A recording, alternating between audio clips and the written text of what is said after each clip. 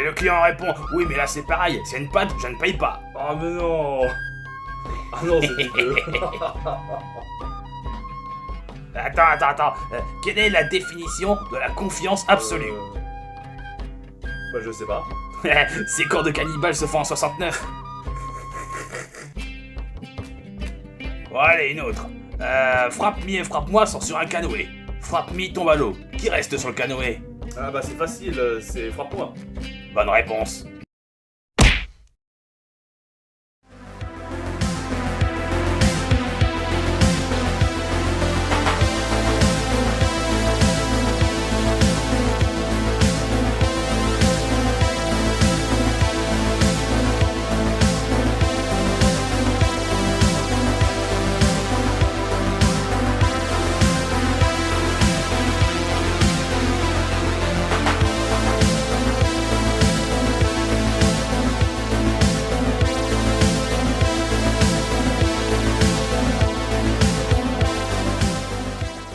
Hey, salut les filmovores, comment va? Bienvenue dans Quoi de neuf au Vidéo Club, c'est-à-dire le 4. Donc maintenant on va tout de suite à commencer avec notre premier film, un film suédois nommé Hunters, ou alors en suédois Jagarna.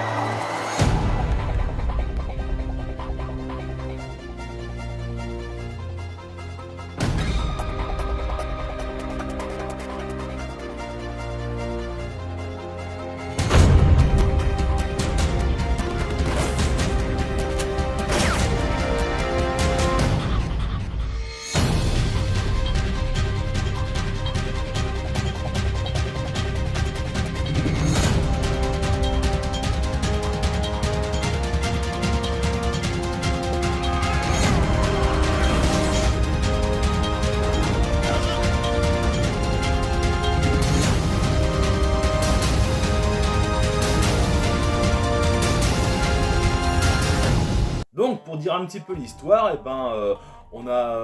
y a un gars qui est mort et puis en fait il y a son fils Eric qui est son fils aîné.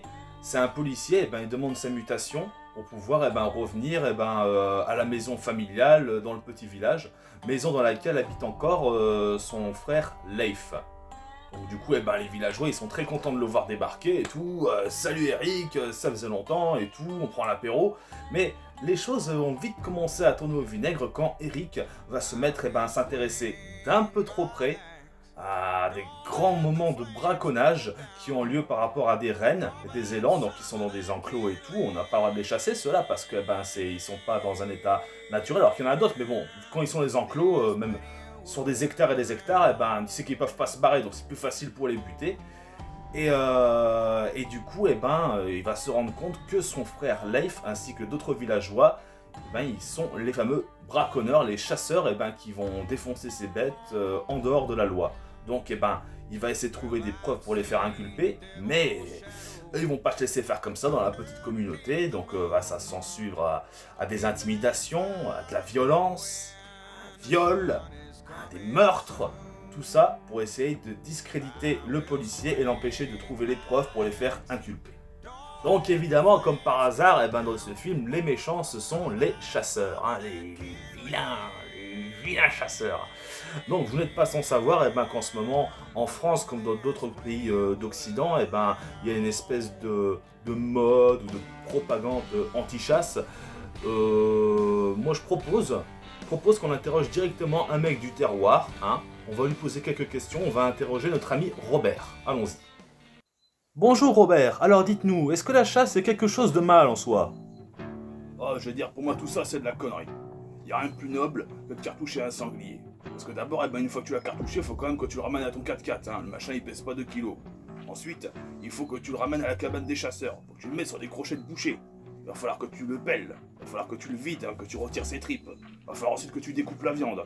pour ensuite pouvoir le cuisiner, pour ensuite pouvoir le manger. Et là, ta viande, crois-moi, tu l'as méritée. Mais qui sont donc ces gens là-bas? Hein? À bas la chasse à courre! Non à la honte française! La chasse n'est pas un moyen de réguler la population des animaux. La chasse est une pratique barbare. Putain, encore.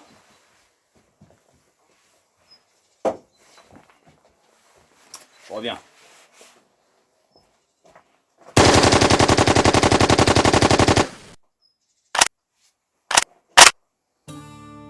Merci beaucoup Robert. Donc revenons à nos moutons, ou si je puis dire à nos rennes et à nos élans.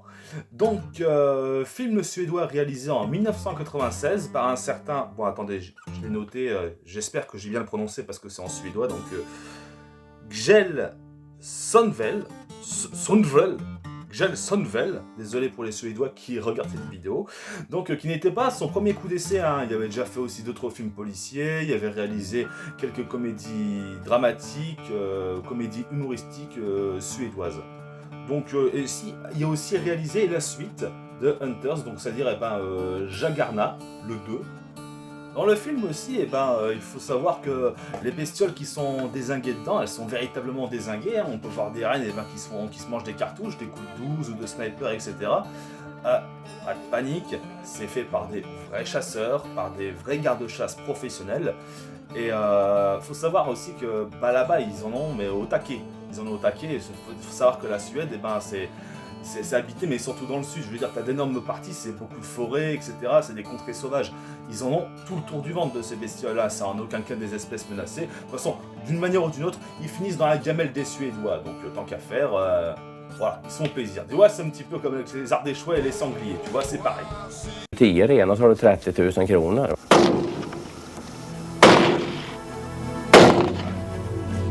Donc, ouais, ce film, je l'ai vachement apprécié. Bien sympa, petite découverte. Je sais pas si on peut le trouver facilement comme ça.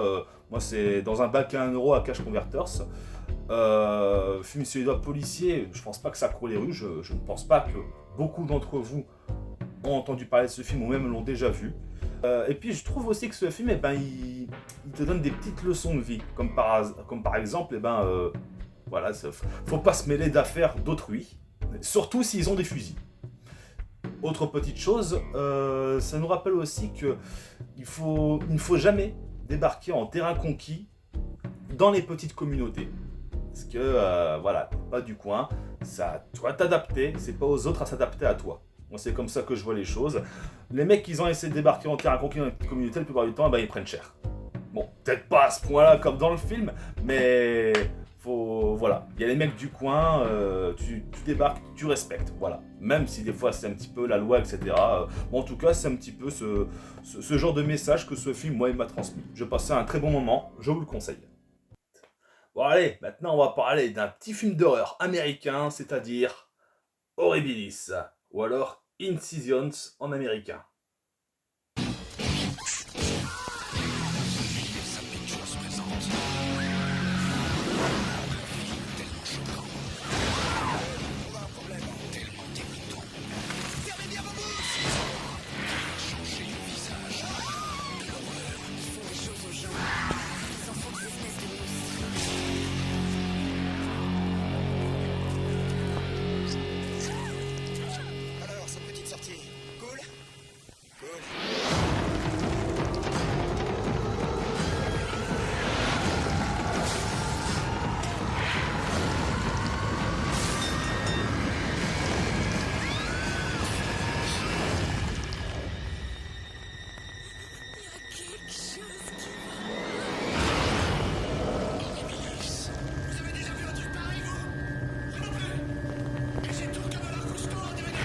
Donc, pour l'histoire, on a Grant, qui est en fait un des mecs les plus friqués d'une petite ville américaine, petite ville américaine qui s'appelle Woodside. Il a beau avoir du pognon, il est totalement délaissé par sa femme, très belle, qui s'appelle Starla. Il est totalement délaissé, alors que lui, par contre, il l'aime à la folie. Alors, un soir, alors qu'il était avec une nana pour, on va dire, compenser, parce que c'est bon, le mec a beau être marié, etc. S'il est délaissé, bon bah il faut bien une petite consolation salvatrice, hein, on reste des êtres humains. Et dans la forêt, eh ben, il tombera sur une espèce de masse informe et gélatineuse à proximité d'un cratère extraterrestre. Donc, bizarrement, moi ça me rappelle autre chose. Donc, il se fera infecter par cette espèce de masse gélatineuse, et dans les jours qui suivent, eh ben, il commencera à montrer des symptômes bizarres. Il va avoir des radicaux changements chez lui, et il va commencer à se métamorphoser, à muter, tu vois, une espèce de créature. La petite ville, elle va vite commencer à en payer les frais. Réalisé en 2006 par James Gunn. Donc il est assez connu pour avoir réalisé par la suite, donc vous devez connaître Les Gardiens de la Galaxie. Mais il a aussi bossé sur le scénario de ce magnifique film, le chef-d'œuvre L'Armée des Morts. Donc il nous sort voilà, ce petit film horribilis auquel s'entremêlent gore et humour noir. On est vraiment sur un film de série B. En tout cas, c'est un putain d'hommage sur les films de série B. C'est vraiment le pied, quoi, en tout cas. Brenda, Oh, je voulais que personne me voie dans cet état. Oh la vache. Je meurs de faim, j'en peux plus. J'ai tellement faim, je savais même pas qu'on pouvait avoir si faim. S'il te plaît, tu veux bien me donner l'opossum qui est juste là? Rien qu'une petite bouchée. Donc aussi dans ce film, on peut y retrouver notre acteur principal, celui qui fait le rôle de Grunt. Il s'appelle Michael Rooker. Rooker? Ouais, c'est ça, Rooker. Michael Rooker. Donc pour ceux peut-être qui peuvent connaître, il était dans les deux Gardiens de la Galaxie. C'est celui qui fait le rôle de Yondu, je sais pas si je le prononce bien. Ce film, il a été plutôt bien accueilli en France. Même si certains, ils accusent James Gunn d'avoir voulu essayer de faire le buzz en faisant un film outrageusement gore et malsain, je vais pas te mentir, c'est un petit peu le but du jeu aussi quand même, hein, parce que voilà, si tu veux de la subtilité, ne regarde pas ce film, hein. Moi je te conseille plutôt de dessiner un arc-en-ciel, de te caler devant Roméo et Juliette avec une grenadine. Par contre, si vous aimez bien l'humour noir et les mutations sanguinolentes, jetez-vous sur cette petite pépite. En regardant en amoureux, hein, c'est encore mieux. Bon, maintenant on va parler un petit peu de quelque chose qui change, hein. Une fois n'étant pas coutume, je vais vous proposer un petit animé japonais, c'est-à-dire Dominion Tank Police. Donc pour ceux qui aiment bien les musiques des années 80, vous allez être servis.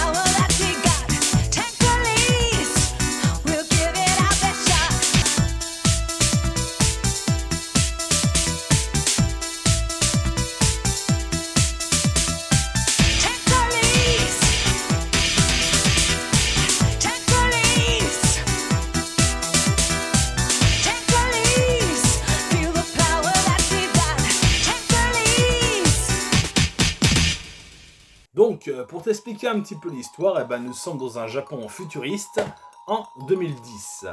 Donc, il y a une espèce de nuage bactériologique qui est au-dessus de la tête des gens. Hein. Voilà, l'air est empoisonné. Tout le monde est obligé de porter des masques. Bon, dans les lieux publics, ça ne change pas tellement d'aujourd'hui. C'est la seule chose comparative par rapport à cet animé. Du coup, il y a une criminalité. Une grosse criminalité hors norme comme ça, qui s'est mis dans les rues de Tokyo, de grandes villes du Japon, etc. Et le gouvernement, ils ont dû créer une section spéciale qu'ils ont appelée la Tank Police. La Tank Police, d'où le nom.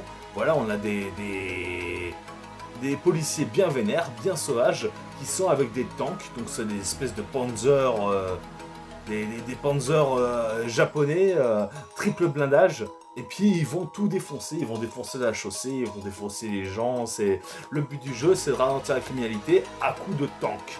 Ils ont tout compris, et moi j'approuve personnellement. Et on se retrouve avec les aventures d'une petite Léona, donc c'est la seule fille de la tank police, toute tranquille, elle débarque comme ça, elle va se bricoler un petit tank, hein, qu'elle appellera Bonaparte. Un petit tank Bonaparte, voilà, j'aime bien l'image. Et elle partira à la poursuite du méchant Bwaku, un demi-cyborg, accompagné par ses deux acolytes, Unipuma et Anapuma. Donc je t'explique, ce sont deux femmes chats, très sexy. À la base, c'était des anciennes stripteaseuses, et on peut voir qu'elles ont quand même gardé un petit peu leur côté comme ça, femmes chats striptease, parce que c'est leur manière à eux de détourner l'attention de la police pour ensuite les attaquer. Je vous montre les images.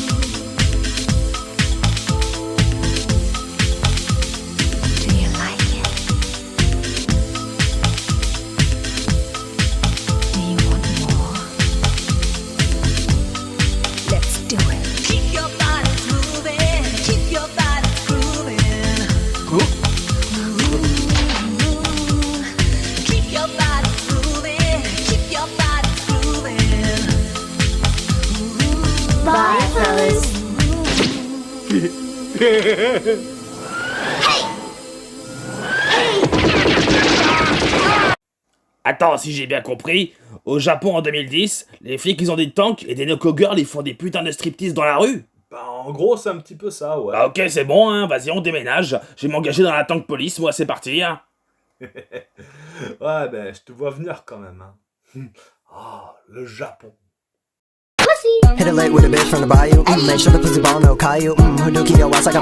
Quand j'étais gamin, ça... Tank Police, lui, à la base, avant même de voir l'animé, j'avais connu par rapport au manga du même nom, auquel a été adapté cet animé. Je vous balance ce nom, Masamune Shiro. Masamune Shiro, si vous connaissez pas, c'est... Voilà, c'est... Voilà, le Big Boss, The Ghost in the Shell. Hein. On connaît vraiment sa patte, autant dans l'animé que aussi dans le manga. Il y a vraiment son petit côté post-apo. C'est génial. Mais le petit souci, c'est que, comme je vous l'ai dit, 2 millions de Tank Police, lui, il y a eu seulement 4 épisodes. C'est vraiment terrible. Et il y a une petite suite qui s'appelle New 2 millions Tank Police, que lui, il y en a eu une à 6. Il y en a eu 6. Peut-être qu'ils ont fait encore une ou deux merdouilles à côté. Mais sinon, voilà, ça n'a pas été plus loin que ça. Ce truc, il y avait vraiment de l'avenir, quoi. 2 millions Tank Police, c'était un animé, lui, il était vraiment vintage. Il y avait déjà cette bonne musique rétro, il y avait les dessins des années 80, on était dans un monde post-apo, c'est badass. En plus de ça, tu peux vraiment te mettre dans la peau des personnages, quoi. Je veux dire, les animés récents, maintenant, tous les mecs, ils sont, même toutes les filles, ils sont anorexiques, et sans aucun défaut, quoi. Alors que là-dedans, ok, bon, là on te montre de bonnes bonasses, etc. Une rouquine, bon, elle déjà c'est un garçon manqué. Et puis aussi à côté de ça, il y a des gros, il y a des moches, ils sont un peu cons, ils sont bourrins, ils sont poilus. On peut beaucoup plus s'identifier à ce genre de personnage, moi je trouve. Il y en a un, moi je l'adore personnellement, c'est mon personnage préféré de toute la série. C'est Charles Brindle. Charles Brindle. Et lui, c'est un petit peu le commandant de la Tank Police. Donc le mec, tu le vois, il est avec des lunettes comme ça de soleil tout le temps. Il est avec une grosse moustache. Il est tout musclé, tout comaque et tout. Et lui, il te sort des phrases de bourrin, mais des trucs de fou. Pour être dans un tank police, il faut être malin et avoir des couilles. Et ça, c'est tout ce qui compte. Y a qu'un homme, un vrai, pour savoir que plus c'est gros, plus c'est beau. Donc si vous avez l'occasion, eh ben, n'hésitez pas, hein, un petit animé japonais, bien rétro à la sienne, bien sympathique, comme on dit, par chez nous. Voilà, ça, c'est... J'ai pécho surtout sur... voilà, c'est la version Manga Mania. Il y en a plein d'autres comme ça, tu peux le trouver ou bien dans les marchés aux puces, les vides-greniers, ou bien dans les cash converters. C'est pas bien cher et vous allez vous régaler, c'est moi qui vous le dis. Bon, et maintenant nous allons parler d'un petit western, Geronimo. We are charged with bringing in the renegade Apache, Geronimo. We will accomplish this task. We will succeed. A lot of white eyes want to see Geronimo hanged for murder. Not murder. War. You ever get in a fight with Apache, things go bad, you save the last bullet for yourself. You don't want to get taken alive. When an army of 5,000 couldn't defeat him, He's a warrior, every bit born in battle. they sent one man to offer him peace. I want you to find Geronimo and make him this proposal. I don't think you or the government intend to keep this promise. Great, Geronimo. And I think you're nothing but a murderer in red trap. You don't love who you're fighting for, and you don't hate who you're fighting against. Perhaps I could learn to hate with the proper vigor from you.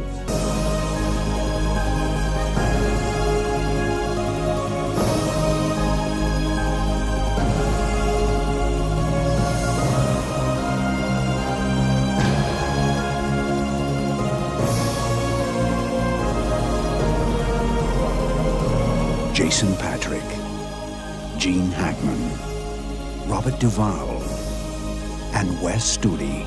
I am Geronimo, an Apache. Who are you? Just a man. Like you.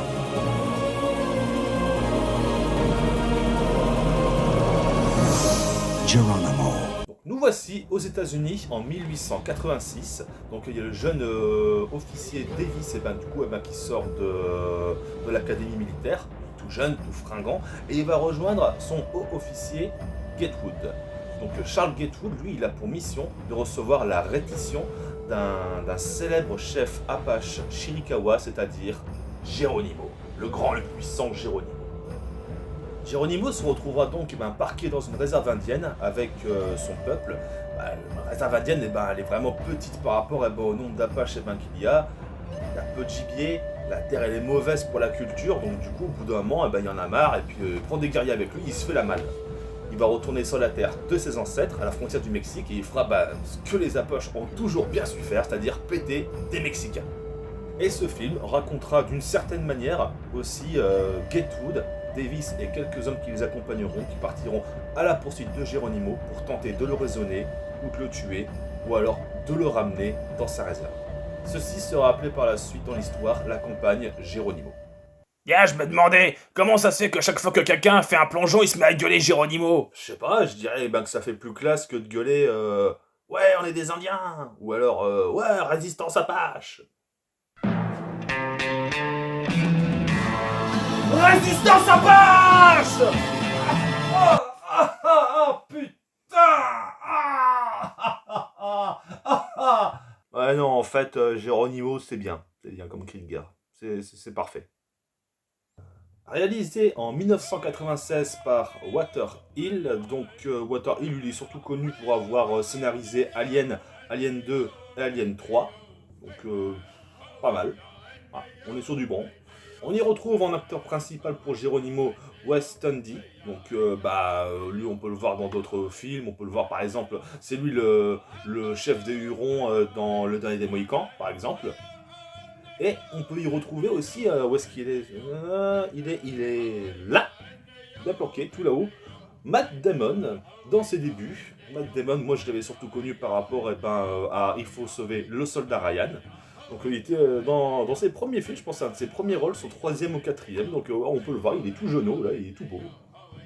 Avec ce film, Walter Hill, il a su profiter un petit peu du renouveau des westerns dans les années 90, donc évidemment ça a été marqué par la sortie en 90 du cultissime Danse avec les loups avec Kevin Costner. Sauf qu'avec Geronimo, eh ben, c'est pas tout à fait la même. Là, il est hors de question de commencer à se rouler dans l'herbe avec Pocahontas ou bien se fait copain-copain avec la faune locale. Non. Là, on est dans le sang, on est dans la poussière. Là-dedans, t'as des Texans qui scalpent des femmes et des enfants. Et puis t'as des Apaches qui sont putain de bien énervés, ils sont dégoûtés d'avoir perdu face à l'homme blanc. Donc en fait, eh ben, le but du jeu pour eux, eh ben, c'est de massacrer un maximum de visages pâles. Les mecs, c'est des putains de résistants, ils se planquent dans le désert, ils survivent en mangeant des cactus. Je pense qu'avec ce film-là, on est un peu plus dans la réalité et la violence. Personnellement, j'ai vachement apprécié ce film. Je l'avais vu, t'es passé à la télé quand j'étais gamin. Ça fait pas tellement longtemps, je l'ai retrouvé en DVD. Donc lui, on peut l'avoir évidemment avec la fameuse... ça, c'est en achetant un gros coffret. Le western de légende, moi, je l'ai eu en dehors, parce que en fait, tous les autres, je les avais déjà, ou alors ils m'intéressaient pas. Je vous le conseille, c'est un très très bon film. Bon allez, et maintenant, on va terminer avec le dernier film de cette sélection, c'est-à-dire... Gutterballs. Donc on part sur un film canadien, un film d'horreur, slasher. Hey guys, check this out. One man team, what the f was that about? It's a glitch, there is no BBK. You don't know who or where this person is. People don't just vanish into thin air, it's only on quite safe. I guess it's safe to say that BBK won this game. BBK and Napoleon! Yo, this man is getting pretty interesting. Un petit peu pour l'histoire, eh ben, nous sommes au Excalibur Bowling et il y a deux bandes rivales, donc des jeunes, qui vont commencer eh ben, à se défier, mais à bowling, évidemment. Et ils s'entendent pas des masses, hein, c'est un peu le bordel. Ça part en baston, et puis il va y avoir la jolie Lisa qui va écraser le pied d'un des mecs avec une boule de bowling. Hein. D'ailleurs, ce mec-là, eh ben, c'est le malpoli Steve, qui est un de ses ex. Ils vont se donner rendez-vous pour pouvoir s'affronter le lendemain pour une nouvelle partie de bowling. Ce sera la revanche. Mais à la fin eh ben, de cette petite baston, Lisa eh ben, est contrainte de devoir retourner à l'intérieur du Excalibur Bowling parce qu'elle a oublié son sac à main. Par mégarde, évidemment. Et eh ben, manque de peau, eh ben, l'équipe adverse, voilà, Steve et ses collègues, eh ben, ils l'attendent et elle se fera violer plusieurs fois d'affilée par toute la bande. Hein, elle va prendre cher, même avec une quille. Hein. Je vous dirai pas dans quel orifice, mais en tout cas, elle prend sacrément cher. Évidemment, comme prévu, eh ben, le lendemain soir, une fois que les locaux sont fermés, les jeunes eh ben, ils vont se retrouver pour s'affronter à nouveau au bowling. Mais quelque chose auquel ils ne s'attendaient pas des masses, eh ben, c'est qu'ils allaient se retrouver enfermés à l'intérieur des locaux du Excalibur Bowling et ils vont commencer à disparaître les uns après les autres. Ils vont se faire assassiner les uns après les autres par un mystérieux tueur masqué, le mystérieux BBK, le joueur supplémentaire dont personne ne sait rien. Donc, quand je te dis, eh ben, BBK, eh ben, c'est le mystérieux tueur masqué, t'as des mecs eh ben, qui se disent, tiens, je vais tuer des gens, ils vont mettre un masque, pour pas qu'on les reconnaisse, ou un masque pour faire le style, tu vois. T'as des mecs, par exemple, eh ben, ils mettent un masque de hockey, comme ça. Là, ils sont vénères, le machette. T'as des autres mecs, eh ben, ils prennent une tronçonneuse, ils mettent un masque en cuir. BBK, lui, il a rien trouvé mieux que prendre le premier truc qui lui est arrivé sous la main, c'est-à-dire, eh ben, c'est une espèce de sac en cuir, qui sert pour ranger les boules de bowling en fait. Le mec il a pris le premier truc qu'il est sous la main, il l'a mis sur sa tronche et dit tiens, je pense que ça ferait un bon masque de serial killer. On voit rien du tout avec ça en fait. Attendez que je bricole un petit peu mes trous. Oh merde. Oh, j'ai tout déchiré. Du coup ce film il a été interdit au moins de 18 ans. Ça, je sais pas dire c'est assez compréhensible, mais bon, c'est vrai que quand même, tu peux voir sous la jupe, en dessous de la jupe de Lisa, qui ne porte pas de culotte, visiblement. La scène de son viol, elle est plutôt chaude, hein, elle dure assez longtemps aussi. Il y a d'autres trucs, par exemple, t'as un espèce de transsexuel, lui, il se retrouve avec une opération de changement de sexe, mais sans anesthésie. Et on a aussi une manière de tuer des gens qui, en fait, t'as je vais dire un 69 assez particulier. C'est vrai que ce tueur, BBK, eh ben, il a une manière de commettre ses meurtres d'une manière assez innovante. On s'y attend pas, quoi.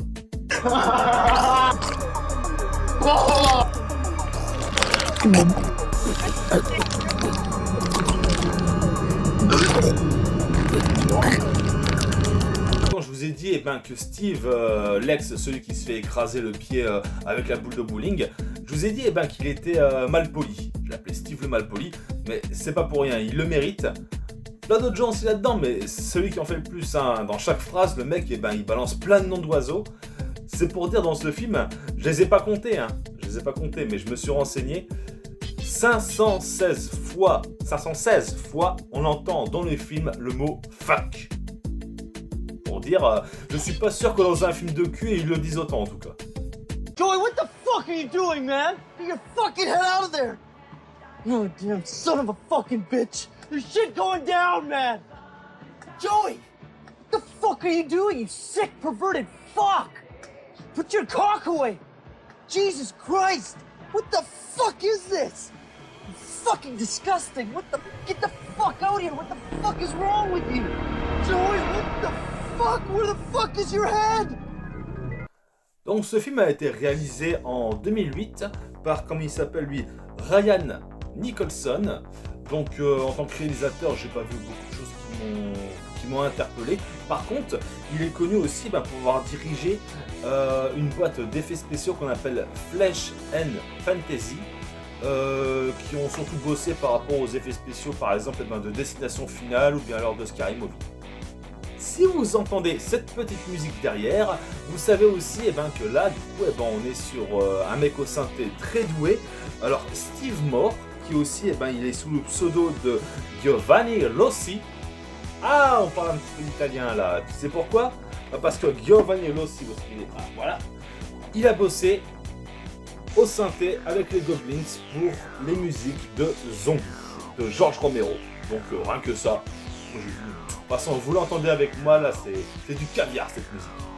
Pour terminer avec ce film, je trouve vraiment qu'il est outrageusement provocateur. C'est le pied, je me suis régalé. C'est d'ailleurs David de l'Enfer des films qui me l'a fait découvrir. Du coup, après l'avoir vu dans la semaine qui a suivi, je me le suis commandé. Alors là, c'est la version Neo Publishing. Donc on est sur cette bonne vieille boîte qui est là. Elle a dû rendre l'âme, c'est dommage. Mais bon, il nous a apporté plein de bons films. Celui-ci en a fait partie pour les dernières années. Gutterballs, je vous le conseille grave. Encore merci David de me l'avoir fait découvrir. Voilà, tac, j'en parle dans une vidéo. C'est cadeau. Et voilà, la vidéo est déjà terminée. Enfin déjà, bon, c'est vrai que des fois elle peut passer vite, mais bon, c'est vrai quand même, elle fait plus d'une demi-heure. C'est le petit format qui me plaît bien en ce moment. Parler de 5 films à chaque fois, quoi de neuf au Vidéo Club. Donc j'espère que ça vous a plu, que vous avez passé un bon moment. Merci aux ceux qui me soutiennent, merci à David, merci à Martine pour ses idées. Merci à tout le monde, et puis c'est parti, là c'est lancé maintenant, la chaîne est relancée, on va envoyer du lourd, une petite gueule d'amour, on va se régaler. Donc d'ici la prochaine vidéo, je vous fais une petite bise à tous, prenez soin de vos miches, lavez-vous bien les parties génitales, c'est très important, et puis je vous dis à plus, allez, ciao! Télen, hogyha faj, cuki veled, ha bármilyen is vagy. Ő helyes, mint a Tom a Top Gunban, karban ringatom a szintitokjában. Ő erős, mint a hó, és bátor, mint egy hegy. Édes, mint a só, de egyszer egy az egy.